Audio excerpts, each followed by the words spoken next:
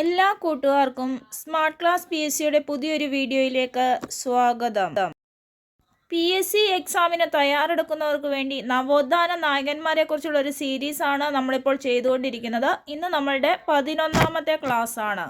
ഇന്ന് നമ്മൾ നോക്കാൻ പോകുന്നത് നവോത്ഥാന നായകന്മാരിൽ പ്രമുഖരായ വക്കം അബ്ദുൾ ഖാദർ മൗലവിയെക്കുറിച്ചും സ്വദേശാഭിമാനി രാമകൃഷ്ണപിള്ളയെക്കുറിച്ചുമാണ്.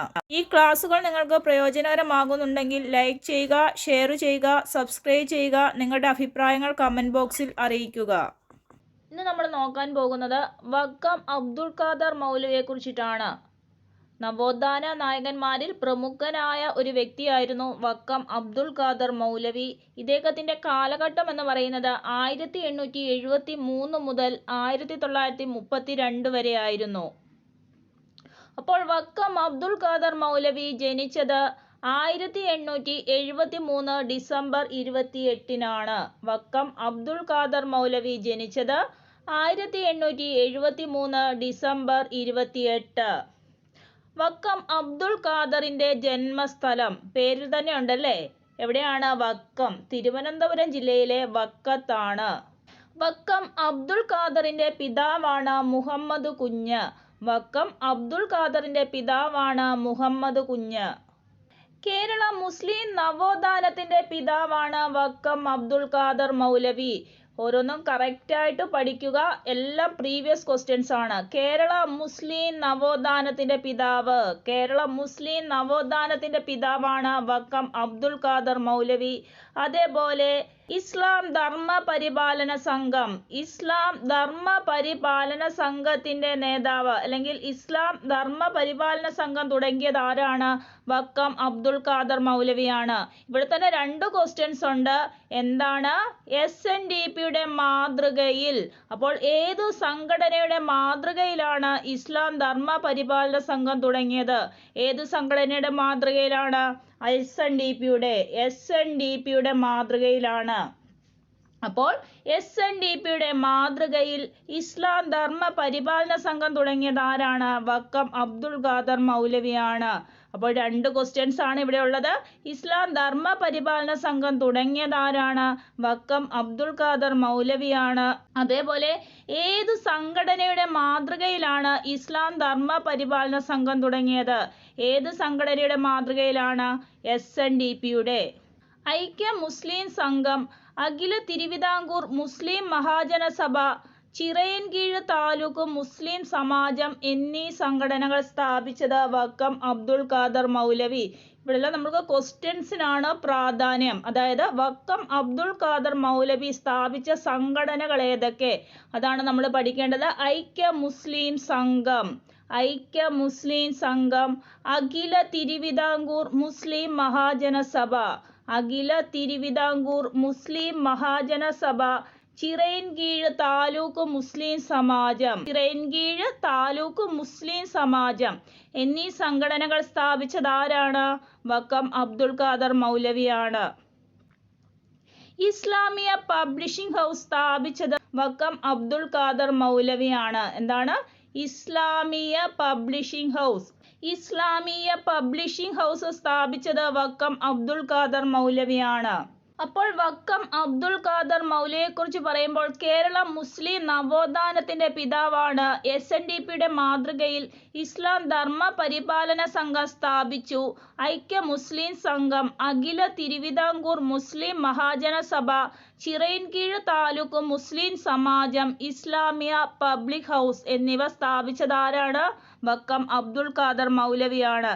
ഐക്യ മുസ്ലിം സംഘം, ഇസ്ലാം ധർമ്മ പരിപാലന സമാജം, അഖില തിരുവിതാംകൂർ മുസ്ലിം മഹാജനസഭ, ധർമ്മപോഷിണി സഭ, തിരുവിതാംകൂർ അറബിക് ബോർഡ് ചെയർമാൻ, മുസ്ലിം പ്രിന്റിംഗ് ഹൗസിൻ്റെ സ്ഥാപകൻ, മുസ്ലിം പ്രിന്റിംഗ് ഹൗസിൻ്റെ സ്ഥാപകൻ, ഇതെല്ലാം ആര് തന്നെയാണ്?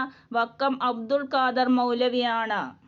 ഖുർആൻ ആദ്യമായി മലയാളത്തിൽ പരിഭാഷപ്പെടുത്തിയ പ്രസിദ്ധീകരണമാണ് ദീപിക. എന്താണ്? ഖുർആൻ ആദ്യമായി മലയാളത്തിൽ പരിഭാഷപ്പെടുത്തിയ പ്രസിദ്ധീകരണമാണ് ദീപിക.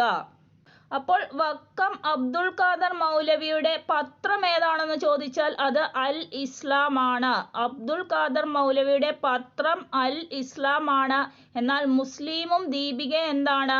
അദ്ദേഹത്തിൻ്റെ മാസികകളാണ്. അൽ ഇസ്ലാം വക്കം അബ്ദുൾ ഖാദർ മൗലവിയുടെ പത്രമാണ്. മുസ്ലിമും ദീപികയും അദ്ദേഹത്തിൻ്റെ മാസികകളാണ്. ആ മാസികയിലാണ്, അതായത് ദീപിക എന്ന മാസികയിലാണ് ഖുർആൻ ആദ്യമായി മലയാളത്തിൽ പരിഭാഷപ്പെടുത്തിയത്. സ്വദേശാഭിമാനി പത്രം തിരുവനന്തപുരത്തു നിന്നും പ്രസിദ്ധീകരണം ആരംഭിച്ച വർഷം 1907. 1907 തിരുവനന്തപുരത്തു നിന്നും പ്രസിദ്ധീകരണം ആരംഭിച്ച പത്രമാണ് ഏത്? സ്വദേശാഭിമാനി. സ്വദേശാഭിമാനി പത്രത്തിൻ്റെ ആദ്യ എഡിറ്ററാണ് CP ഗോവിന്ദപിള്ള. ഇവിടെ തെറ്റിപ്പോകരുത്. സ്വദേശാഭിമാനി പത്രത്തിൻ്റെ ആദ്യ എഡിറ്റർ CP ഗോവിന്ദപിള്ളയാണ്. അതായത് 1905 പത്രം ആദ്യമായി പുറത്തിറങ്ങുന്നത്. അപ്പോൾ അതിൻ്റെ എഡിറ്റർ ആരായിരുന്നു? CP ഗോവിന്ദപിള്ളയായിരുന്നു. 1905 സ്വദേശാഭിമാനി പത്രത്തിൻ്റെ എഡിറ്റർ CP ഗോവിന്ദപിള്ള ആയിരുന്നു. രാമകൃഷ്ണപിള്ള സ്വദേശാഭിമാനി പത്രത്തിൻ്റെ എഡിറ്ററായ വർഷം 1906. അപ്പോൾ 1905 ആദ്യമായിട്ട് പത്രം ഇറങ്ങുന്നത്. അപ്പോൾ ഇതെല്ലാവർക്കും മാറിപ്പോകുന്നൊരു ക്വസ്റ്റ്യനാണ്, അവിടെ ഉറപ്പിച്ച് പഠിക്കുക. 1905 സ്വദേശാഭിമാനി പത്രത്തിൻ്റെ ആദ്യ പത്രാധിപരായിരുന്നു CP ഗോവിന്ദപിള്ള. എങ്കിൽ 1906 ആരായിരുന്നു പത്രാധിപർ? 1906 ആയപ്പോഴേക്കും രാമകൃഷ്ണപിള്ളയായിരുന്നു ഇതിൻ്റെ എഡിറ്റർ. സ്വദേശാഭിമാനി പത്രം തിരുവിതാംകൂർ സർക്കാർ നിരോധിച്ച വർഷം. സ്വദേശാഭിമാനി പത്രം തിരുവിതാംകൂർ സർക്കാർ നിരോധിച്ച വർഷമാണ് 1910. സ്വദേശാഭിമാനി പത്രം തിരുവിതാംകൂർ സർക്കാർ നിരോധിച്ച വർഷമാണ് 1910. വക്കം അബ്ദുൾ ഖാദർ മൗലവി മരണമടഞ്ഞത് 1932 ആഗസ്റ്റ് 23. വക്കം അബ്ദുൾ ഖാദർ മൗലവി മരണമടഞ്ഞത് 1932 ആഗസ്റ്റ് 23. സ്വദേശാഭിമാനി വക്കം മൗലവി എന്ന കൃതി രചിച്ചത് ഡോക്ടർ ജമാൽ മുഹമ്മദ്. എന്താണ് കൃതിയുടെ പേര്? സ്വദേശാഭിമാനി വക്കം മൗലവി. സ്വദേശാഭിമാനി വക്കം മൗലവി എന്ന കൃതി രചിച്ചത് ഡോക്ടർ ജമാൽ മുഹമ്മദ്. സ്വദേശാഭിമാനി പത്രത്തിൻ്റെ സ്ഥാപകൻ ആരാണെന്ന് ചോദിച്ചാൽ വക്കം അബ്ദുൾ ഖാദർ മൗലവിയാണ്. നമ്മൾ സ്വദേശാഭിമാനി രാമകൃഷ്ണപിള്ള എന്നാണ് ഇപ്പം കേൾക്കുന്നത് അല്ലേ? അപ്പോൾ സ്വദേശാഭിമാനി പത്രത്തിൻ്റെ സ്ഥാപകനാണ് വക്കം അബ്ദുൾ ഖാദർ മൗലവി. അതിൻ്റെ ആദ്യത്തെ പത്രാധിപരായിരുന്നു CP ഗോവിന്ദപിള്ള. അതിനുശേഷമാണ് ആര് പത്രാധിപരായത്? രാമകൃഷ്ണപിള്ള പത്രാധിപരായത്. അപ്പോൾ സ്വദേശാഭിമാനി പത്രത്തിൻ്റെ സ്ഥാപകൻ ആരാണെന്ന് ചോദിച്ചാൽ വക്കം അബ്ദുൾ ഖാദർ മൗലവിയാണ്. സ്വദേശാഭിമാനിയുടെ ആദ്യ പത്രാധിപരാണ്. 1905 അതിൻ്റെ പത്രാധിപരായിരുന്നു CP ഗോവിന്ദപിള്ള. 1906 ആര് പത്രാധിപരായി? രാമകൃഷ്ണപിള്ള പത്രാധിപരായി. സ്വദേശാഭിമാനി പത്രം അഞ്ചുതെങ്ങിൽ സ്ഥാപിതമായത് 1905 ജനുവരി 19. സ്വദേശാഭിമാനി പത്രം അഞ്ചുതെങ്ങിൽ സ്ഥാപിതമായത്. ഇത് ഓർത്തു വെക്കണം. എവിടെയാണ് സ്ഥാപിച്ചത്? അഞ്ചുതെങ്ങ്. അഞ്ചുതെങ്ങ് എവിടെയാണ്? തിരുവനന്തപുരം. അപ്പോൾ സ്വദേശാഭിമാനി പത്രം അഞ്ചുതെങ്ങിൽ സ്ഥാപിതമായത് എന്നാണ്? 1905 ജനുവരി 19. അഞ്ചുതെങ്ങ് എവിടെയാണ്? തിരുവനന്തപുരം ജില്ലയിലാണ്. അപ്പോൾ ഓർത്തു വെക്കണം, സ്വദേശാഭിമാനി പത്രം എവിടെയാണ് സ്ഥാപിതമായത്? അഞ്ചുതെങ്ങിലാണ്. വക്കം അബ്ദുൾ ഖാദർ മൗലവി ആരംഭിച്ച മാസികകളാണ് മുസ്ലിമും ദീപികയും. വക്കം അബ്ദുൾ ഖാദർ മൗലവി ആരംഭിച്ച മാസികകളാണ് മുസ്ലിമും ദീപികയും. അൽ ഇസ്ലാം അദ്ദേഹത്തിൻ്റെ അറബി മലയാളത്തിലുള്ള പത്രമാണ്. അൽ ഇസ്ലാം അദ്ദേഹത്തിൻ്റെ അറബി മലയാളത്തിലുള്ള പത്രമാണ്. അപ്പോൾ മുസ്ലിം സ്ഥാപിച്ചത് 1906 അല്ലെങ്കിൽ മുസ്ലിം ആരംഭിച്ച വർഷം 1906 ദീപിക 1931 അൽ ഇസ്ലാം 1918 ആരംഭിച്ചത്. ഇസ്ലാം മത സിദ്ധാന്ത സംഗ്രഹം എഴുതിയത് വക്കം അബ്ദുൾ ഖാദർ മൗലവിയാണ്. ഇസ്ലാം മത സിദ്ധാന്ത സംഗ്രഹം എഴുതിയത് വക്കം അബ്ദുൾ ഖാദർ മൗലവിയാണ്. ദൗ ഉസ്വബാഹ് എന്ന ഗ്രന്ഥത്തിൻ്റെ കർത്താവാണ് വക്കം അബ്ദുൾ ഖാദർ മൗലവി. ദൗ ഉസ്സബാഹ് എന്ന ഗ്രന്ഥത്തിന്റെ കർത്താവാണ് വക്കം അബ്ദുൽ ഖാദർ മൗലവി. അതേപോലെ തന്നെ അന്താരാഷ്ട്ര ഏജൻസിയായ റോയിറ്റേഴ്സുമായി ബന്ധം സ്ഥാപിച്ച ആദ്യ പത്രമാണ് സ്വദേശാഭിമാനി. എന്താണ്? അന്താരാഷ്ട്ര ഏജൻസിയായ റോയിറ്റേഴ്സുമായി ബന്ധം സ്ഥാപിച്ച ആദ്യ പത്രമാണ് സ്വദേശാഭിമാനി. ഇവിടെ ഒരു PSCയുടെ പ്രീവിയസ് കൺഫ്യൂസിങ് ഫാക്റ്റ് ഉണ്ട്. അതായത് സുഭാഷ് ചന്ദ്രബോസിന്റെ INA-യിൽ ആകൃഷ്ടനായി ചേർന്ന മലയാളി വക്കം അബ്ദുൽ ഖാദർ. സുഭാഷ് ചന്ദ്രബോസിന്റെ INA-യിൽ ആകൃഷ്ടനായി ചേർന്ന മലയാളി ആരാണെന്ന് ചോദിച്ചാൽ വക്കം അബ്ദുൽ ഖാദർ ആണ്. വക്കം അബ്ദുൽ ഖാദർ മൗലവി അല്ല. സുഭാഷ് ചന്ദ്രബോസിന്റെ INA-യിൽ ആകൃഷ്ടനായി ചേർന്ന മലയാളി ആരാണ്? അത് വക്കം അബ്ദുൽ ഖാദർ ആണ്. ഇനി നമ്മൾ നോക്കാൻ പോകുന്നത് സ്വദേശാഭിമാനി രാമകൃഷ്ണപിള്ളയെ കുറിച്ചിട്ടാണ്. നവോത്ഥാനത്തിന്റെ നാൾവഴികളിൽ സ്വദേശാഭിമാനി രാമകൃഷ്ണപിള്ളയുടെ സംഭാവനകൾ വളരെ വിലപ്പെട്ടതാണ്. അപ്പോൾ സ്വദേശാഭിമാനി രാമകൃഷ്ണപിള്ളയുടെ കാലഘട്ടം 1878 മുതൽ 1916 വരെ ആയിരുന്നു. സ്വദേശാഭിമാനിയുടെ കാലഘട്ടം 1878 മുതൽ 1916 വരെ ആയിരുന്നു. സ്വദേശാഭിമാനി രാമകൃഷ്ണപിള്ളയുടെ ജന്മസ്ഥലം നെയ്യാറ്റിൻകര, തിരുവനന്തപുരം ജില്ലയിലെ നെയ്യാറ്റിൻകര അല്ലെങ്കിൽ പള്ളിപ്പുറം. കറക്റ്റ് സ്ഥലം പറയുകയാണെങ്കിൽ പള്ളിപ്പുറം. സ്വദേശാഭിമാനി രാമകൃഷ്ണപിള്ളയുടെ ജന്മസ്ഥലം നെയ്യാറ്റിൻകര, തിരുവനന്തപുരം ജില്ലയിലെ നെയ്യാറ്റിൻകര. സ്വദേശാഭിമാനി രാമകൃഷ്ണപിള്ളയുടെ വീടിന്റെ പേരെന്താണ്? കൂടില്ല വീട്. കൂടില്ല വീടെന്നാണ് സ്വദേശാഭിമാനി രാമകൃഷ്ണപിള്ളയുടെ വീടിന്റെ പേര്. എവിടെയാണ് സ്ഥലം? അതിയന്നൂർ. സ്വദേശാഭിമാനി രാമകൃഷ്ണപിള്ളയുടെ ആത്മകഥയാണ് എൻ്റെ നാടുകടത്തൽ. സ്വദേശാഭിമാനി രാമകൃഷ്ണപിള്ളയുടെ ആത്മകഥ വളരെ പ്രധാനപ്പെട്ട ഒരു ക്വസ്റ്റ്യൻ ആണ്. എന്താണ്? സ്വദേശാഭിമാനി രാമകൃഷ്ണപിള്ളയുടെ ആത്മകഥയാണ് എൻ്റെ നാടുകടത്തൽ അല്ലെങ്കിൽ മൈ ബാനിഷ്മെന്റ്. അപ്പോൾ സ്വദേശാഭിമാനി രാമകൃഷ്ണപിള്ളയുടെ ആത്മകഥയാണ് എൻ്റെ നാടുകടത്തൽ. ഇതിന് മറ്റൊരു പ്രത്യേകത കൂടിയുണ്ട്. എന്താണത്? ആദ്യത്തെ ലക്ഷണമൊത്ത ആത്മകഥയാണ് എൻ്റെ നാടുകടത്തൽ. ആദ്യത്തെ ലക്ഷണമൊത്ത ആത്മകഥയാണ് എൻ്റെ നാടുകടത്തൽ. കേരളൻ എന്ന തൂലികാനാമത്തിൽ അറിയപ്പെടുന്നത് സ്വദേശാഭിമാനി രാമകൃഷ്ണപിള്ളയാണ്. എന്താണ്? കേരളൻ എന്ന തൂലികാനാമത്തിൽ അറിയപ്പെടുന്നത് സ്വദേശാഭിമാനി രാമകൃഷ്ണപിള്ളയാണ്. കേരളൻ എന്ന മാസിക ആരംഭിച്ചതും ആര് തന്നെയാണ്? സ്വദേശാഭിമാനി രാമകൃഷ്ണപിള്ളയാണ്. കേരളൻ എന്ന മാസിക ആരംഭിച്ചതും സ്വദേശാഭിമാനി രാമകൃഷ്ണപിള്ളയാണ്. രാമകൃഷ്ണപിള്ള പത്രാധിപർ ആയിരുന്ന മറ്റു പത്രങ്ങളാണ് കേരള ദർപ്പണം, മലയാളി, ശാരദ, വിദ്യാർത്ഥി. എന്താണ്? രാമകൃഷ്ണപിള്ള പത്രാധിപർ ആയിരുന്ന മറ്റു പത്രങ്ങളാണ് കേരള ദർപ്പണം, മലയാളി, ശാരദ, വിദ്യാർത്ഥി. പത്രപ്രവർത്തകരുടെ ബൈബിൾ എന്നറിയപ്പെടുന്ന രാമകൃഷ്ണപിള്ളയുടെ കൃതിയാണ് വൃത്താന്ത പത്രപ്രവർത്തനം. എന്താണ്? പത്രപ്രവർത്തകരുടെ ബൈബിൾ എന്നറിയപ്പെടുന്ന രാമകൃഷ്ണപിള്ളയുടെ കൃതിയാണ് വൃത്താന്ത പത്രപ്രവർത്തനം. അതേപോലെ തന്നെ ഗാന്ധിജിയെക്കുറിച്ച് ആദ്യം മലയാളത്തിൽ ജീവചരിത്രം എഴുതിയതും ആരു തന്നെയാണ്? രാമകൃഷ്ണപിള്ള തന്നെയാണ്. ഗാന്ധിജിയെക്കുറിച്ച് ആദ്യം മലയാളത്തിൽ ജീവചരിത്രം എഴുതിയതും രാമകൃഷ്ണപിള്ള തന്നെയാണ്. പത്രപ്രവർത്തനത്തെക്കുറിച്ചുള്ള മലയാളത്തിലെ ആദ്യ പുസ്തകമാണ് വൃത്താന്ത പത്രപ്രവർത്തനം. പത്രപ്രവർത്തനത്തെക്കുറിച്ചുള്ള മലയാളത്തിലെ ആദ്യത്തെ പുസ്തകമാണ് വൃത്താന്ത പത്രപ്രവർത്തനം. തിരുവിതാംകൂറിൽ നിന്ന് നാടുകടത്തപ്പെട്ട ആദ്യ പത്രാധിപരാണ് സ്വദേശാഭിമാനി രാമകൃഷ്ണപിള്ള. തിരുവിതാംകൂറിൽ നിന്ന് നാടുകടത്തപ്പെട്ട ആദ്യ പത്രാധിപരാണ് സ്വദേശാഭിമാനി രാമകൃഷ്ണപിള്ള. സ്വദേശാഭിമാനി രാമകൃഷ്ണപിള്ളയെ നാടുകടത്തിയത് 1910 സെപ്റ്റംബർ 26. സ്വദേശാഭിമാനി രാമകൃഷ്ണപിള്ളയെ നാടുകടത്തിയത് എന്നാണ്? 1910 സെപ്റ്റംബർ 26. സ്വദേശാഭിമാനി രാമകൃഷ്ണപിള്ളയെ നാടുകടത്തിയ സമയത്തെ തിരുവിതാംകൂർ രാജാവായിരുന്നു ശ്രീമൂലം തിരുനാൾ. സ്വദേശാഭിമാനി രാമകൃഷ്ണപിള്ളയെ നാടുകടത്തിയ സമയത്തെ തിരുവിതാംകൂർ രാജാവായിരുന്നു ശ്രീമൂലം തിരുനാൾ. അതേപോലെ തന്നെ ആ സമയത്തെ ദിവാൻ ആരായിരുന്നു? പി രാജഗോപാലാചാരിയായിരുന്നു. ആ സമയത്തെ ദിവാൻ പി രാജഗോപാലാചാരി. ഇവിടെ എൻഷിൽ ശ്രദ്ധിച്ചോണം. പി രാജഗോപാലാചാരി. സ്വദേശാഭിമാനി രാമകൃഷ്ണപിള്ളയെ നാടുകടത്തിയ സമയത്തെ തിരുവിതാംകൂർ ദിവാനായിരുന്നു പി രാജഗോപാലാചാരി.